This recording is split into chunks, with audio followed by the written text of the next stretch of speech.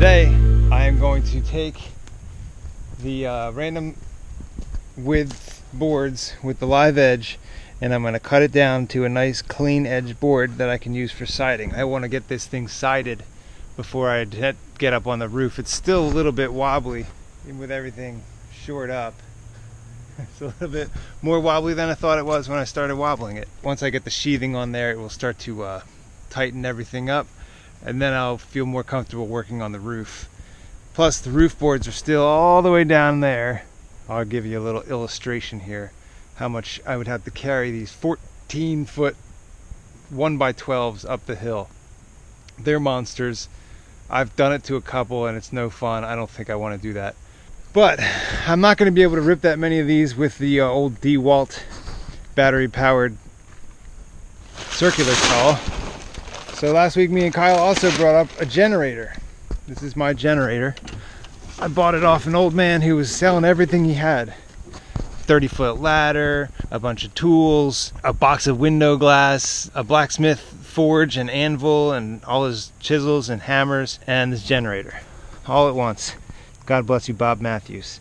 Guys, carved his social security number on here or something. It's been a while since I've run it, but anyway, I'm going to plug it in, put the extension cord in, and have actual electricity out here at the old cabin site in West Virginia.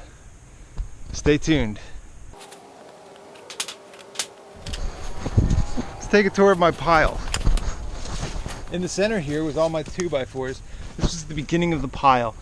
This is where I started compiling all the 2x4s that I had cut and trimmed, and I spread some borax stuff on them to keep them from rotting away in the winter. And then I just continued the pile this way, and I stacked all the 1x's for siding that I was cutting, stacking them here. And then I ran out of room, so I got a couple more little crib pieces, and I started this pile back here. On top of that, these are bed springs for the bunks, and then these are some windows that I've collected from the old garage at my place. And actually these two were in recycling one morning when I was out driving around. There's a rat's nest, and yeah, that's my pile. Welcome to my pile.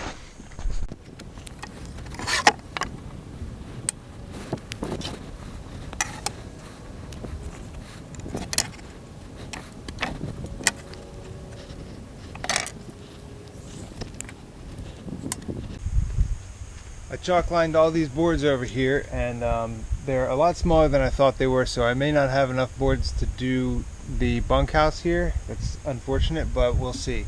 When it comes down to it, spending a day or two milling after the end of this to make sure that it's all sheathed is not a big deal. So now I have to start ripping them. I've got a circular saw, and I'm going to start the generator.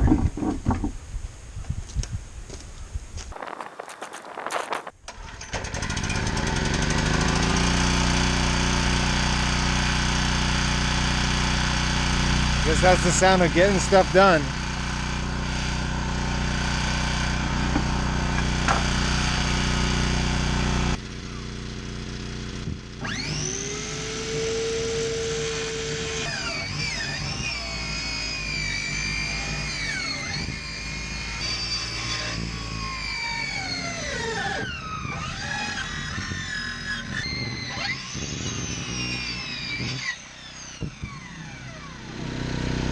I gotta get a new blade.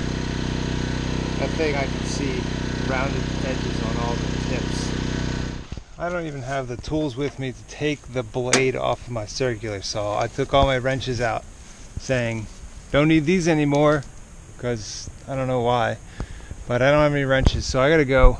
I'm gonna go to Kyle's house and get his skill saw.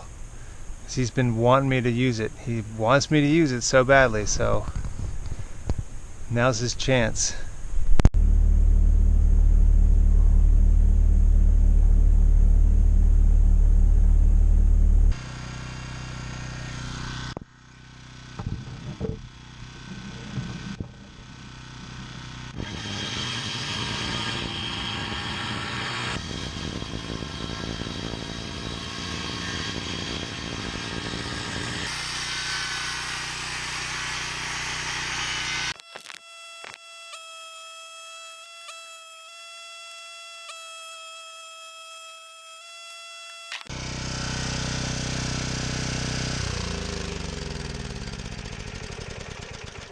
I have this really perplexing problem right now where I've got this roof angle. It's pretty steep, 67.5 degrees, and I can only cut like 50 degrees with the angle on my saw, and so I can't get that. I want that to be a little bit tighter in there. It's just going to help all my measurements for my siding pieces, as well as I sure would like to mount the siding to this top plate at the top, and I can't do that unless I can get, you know, that kind of overlap. I don't know what to do.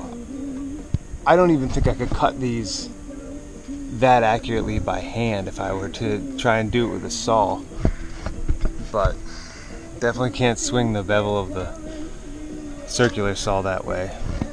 I'm stuck.